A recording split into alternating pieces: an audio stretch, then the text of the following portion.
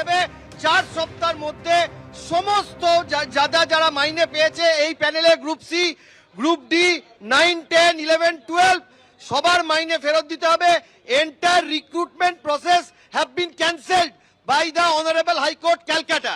2016 সালের যে নিয়োগ প্রক্রিয়া, চারটে নিয়োগ প্রক্রিয়া, গ্রুপ সি, গ্রুপ ডি, 9, 10 এবং 11, 12, এই চারটে নিয়োগ প্রক্রিয়ায় মহামান্য বিচারপতি দেবাংশু বচার এবং মহামান্য বিচারপতি সাব্বার রশিদের বেঞ্চ সেটাকে ক্যান্সেল করেছে, নাল অ্যান্ড ভয়েড ডিক্লেয়ার করেছে এবং বলেছে যারা যারা স্যালারি পেয়েছে ইললিগাল অ্যাপয়েন্টমেন্টের ফলে তাদের প্রত্যেককে 4 সপ্তাহের মধ্যে সেই স্যালারি ফেরত দিতে হবে এবং 6 সপ্তাহের মধ্যে ডিএমদের নির্দেশ দিয়েছে সেই স্যালারি রিকভার করার জন্য এবং কনসার্ন ডিআইদের নির্দেশ দিয়েছে যে স্যালারি রিকভার হয়েছে কিনা সেটা দেখার জন্য।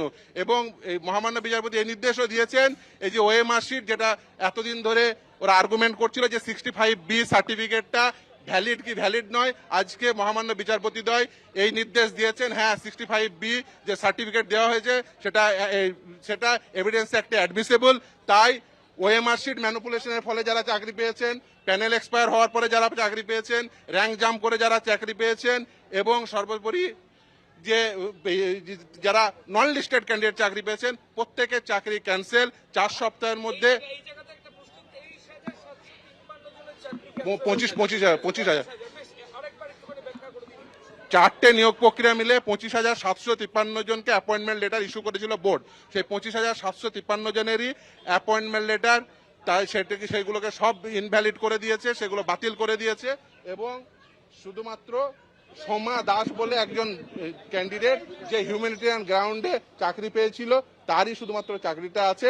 ইভেন এই যে ইললিগালিটি হয়েছে সেটা ক্যাবিনেটও সেই ইললিগালিটির কগনিজেন্স নিয়েছিল এবং ক্যাবিনেট সেই ইললিগালিটির কগনিজেন্স নিয়ে তারাও সুপার নিউমেরিক পোস্ট তৈরি করেছিল। আজকে মহামান্য বিচারপতি একদমই দেখুন আজকে এখন সেই ইস্যুটা ছিল না, কিন্তু সুপার নিউমেরিক পোস্ট তৈরি করার জন্য ক্যাবিনেট যে ইললিগালিটির পয়েন্টটাকে কগনিজেন্স নিয়েছিল সেটাও আদালত কগনিজেন্স নিয়েছে।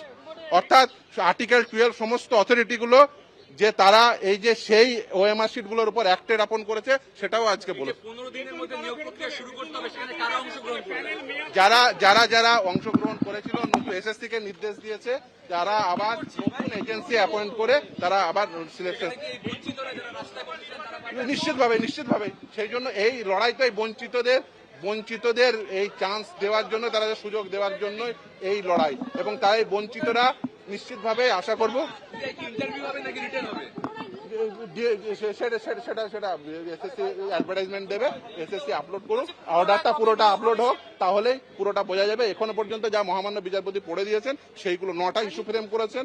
যে প্রথম ইস্যু ছিল জুরিসডিকশন পয়েন্টে, তারপরে ছিল মেনটেনেবল পয়েন্টে, তারপরে ছিল এক্সপায়ারি অফ দ্য প্যানেল, তারপর 19 সেপ্টেম্বর 2022 সালের যে সার্টিফিকেট দিয়েছিল 65B সেই সার্টিফিকেট ভ্যালিড কি ভ্যালিড নয়, প্রতিটি পয়েন্ট ওএমআর শিট আপলোড হয়েছে।